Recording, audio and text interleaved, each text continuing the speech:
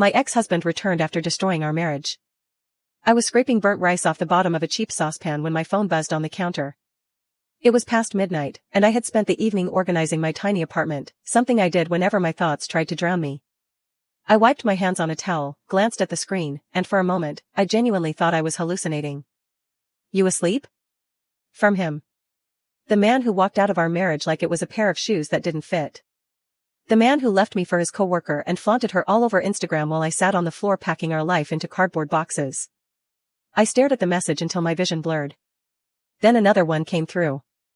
"Can we talk?" I didn't respond. I didn't even breathe. I just locked the phone, placed it face down, and went back to scraping rice that had fused itself to the metal, as if stubbornness could hold my life together. But the buzzing didn't stop. 2 more messages. Then 3. I blocked him. For the first time in months, I felt something close to control. But it lasted less than 24 hours. The next morning, I woke up to a bank notification. He sent money to my credit card.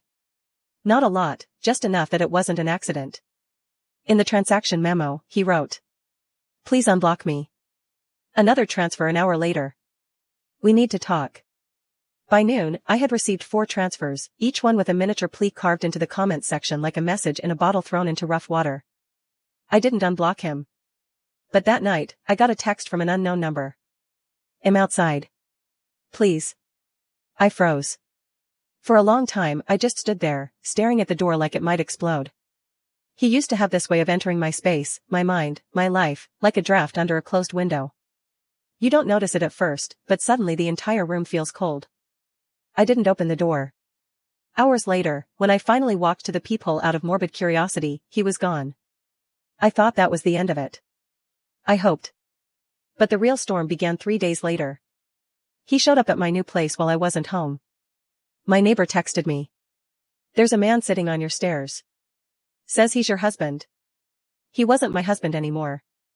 When I arrived, he stood up so fast he stumbled. His eyes were red, too red. His hands shaking.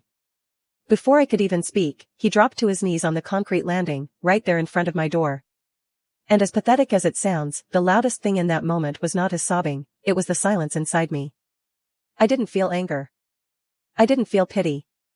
I didn't feel anything. Just distance. Then he began talking.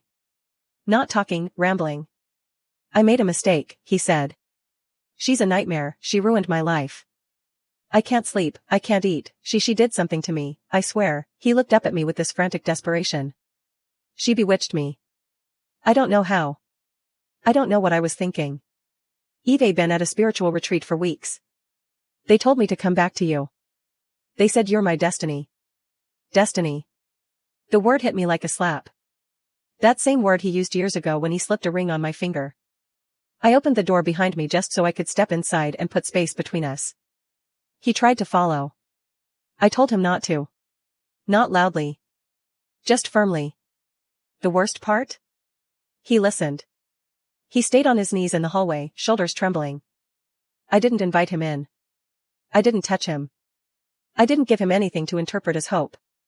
He talked for nearly an hour, pouring misery at my doorstep like dirty water out of a bucket, about the fights with his new girlfriend, about how she controlled him, about how he felt lost, enchanted, manipulated. He said the retreat cleansed his soul and revealed the truth. He said the universe was punishing him for leaving me. He said he realized I was the only one. But the entire time he spoke, he never once apologized for what he did. Not really. He apologized for the consequences. For how his life turned out after. Not for how he shattered mine. When he finally stopped talking, he looked up at me with wet lashes and murmured, "Please come back. Don't leave me like this." And something inside me snapped, not from pain this time, but clarity. I told him I didn't leave him. He left me. And I wasn't interested in sewing myself back into a role he only missed when his new life collapsed. He begged until his voice cracked. Then he cried until his face turned blotchy and red. But I didn't move. Eventually, he stood up, leaning on the wall like his legs were failing him. He wiped his face, nodded to himself, and whispered, "I'll wait. You'll see. You're my fate." Then he walked away. I watched him leave for the second time in my life, but this time, it wasn't my heart breaking.